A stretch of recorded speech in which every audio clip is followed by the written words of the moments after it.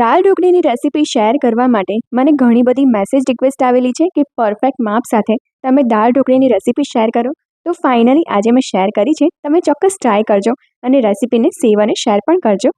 તો પહેલાં તો દાળ ઢોકળી માટે દાળ બાફવાની છે. અડધો કપ તુવેરની દાળ લીધી છે. મેં અહીંયા જેટલું મેઝરમેન્ટ આપ્યું છે એ 3 વ્યક્તિ માટે એકદમ પરફેક્ટ છે. દાળને 2 થી 3 વાર પાણીથી ધોઈને દાળથી અડધો મેથ ઉપર રહે એટલું પાણી ઉમેરવાનું છે અને થોડી હળદર ઉમેરવાની છે. અને હવે 5 સીટી વગાડીને દાળને બાફી લેવાની છે. તમે ડાયરેક્ટ કુકરમાં પણ બાફી શકો છો, પણ હું આ રીતે બાફું છું કારણ કે કુકર ઓછું ગંદુ થાય. ઢોકળી માટેનો લોટ બાંધી લઈએ. તો 1.5 કપ જેટલો ઘઉંનો રેગ્યુલર જે ઝીનો લોટ આવે છે ને એ જ લીધો છે. એમાં લાલ મરચું, ધાણા જીરું અને હળદર ઉમેર્યા છે. મેં અહીંયા ભોજ મસાલીના યુઝ કર્યા છે.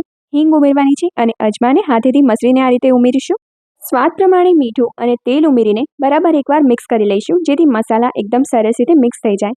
થોડું થોડું પાણી ઉમેરતા જઈને સેમી સોફ્ટ લોટ બાંધીને તૈયાર કરવાનો છે, જે આપણે પરોઠા માટે બાંધતા હોઈએ છીએ ને, બસ એવો.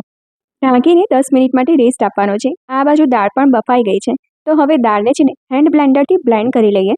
એક મોટી કઢાઈમાં લઈ લઈએ અને હવે જરૂર પ્રમાણે પાણી ઉમેરવાનું છે. મેં અહીંયા 4 કપ ઉમેર્યું છે.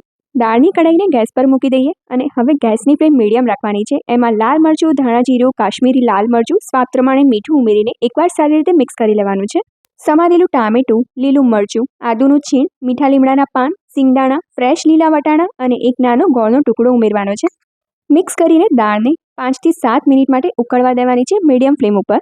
ઢોકળીના લોટને ફરીથી એકવાર મસળીને 3 મોટા લુવા વાળીને તૈયાર કરી લઈએ.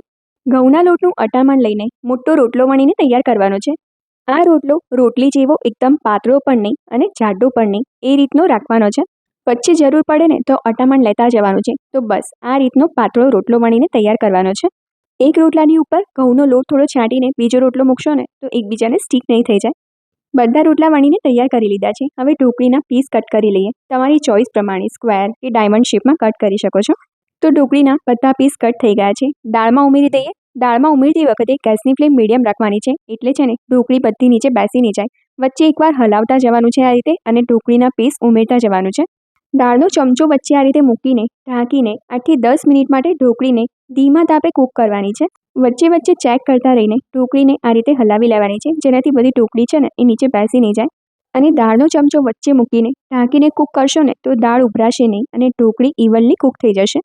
દાળ ઢોકળી ઉપર વઘાર કરવાનો છે. વઘારિયામાં તેલ લેવાનું છે. ગરમ થાય એટલે રાઈ, મેથીના દાણા, જીરું, સૂકું લાલ મરચું, લવિંગ, તજ, તમાલપત્ર અને હિંગ ઉમેરીને વઘાર તૈયાર કરીને દાળ ઢોકળી ઉપર રેડી દેવાનો છે. વઘાર કરીને તરત જ ઢાંકીને 5 થી 6 મિનિટ માટે ઢોકળીને ફરીથી કૂક કરી લેવાની છે. તો ટોટલ 15 મિનિટ માટે ઢોકળીને કૂક કરી છે મેં અહીંયા. વઘાર કર્યા પહેલાં 10 મિનિટ અને પછી 5 મિનિટ. છેલ્લે એમાં લીંબુનો રસ અને સમારેલી કોથમીર ઉમેરીશું. સર્વ કરતાં પહેલાં ઉપરથી કાચું સિંગતેલ અથવા તો ઘી રેડીને સર્વ કરાતી હોય છે. તો તૈયાર છે એકદમ ઓથેન્ટિક દાળ ઢોકળી.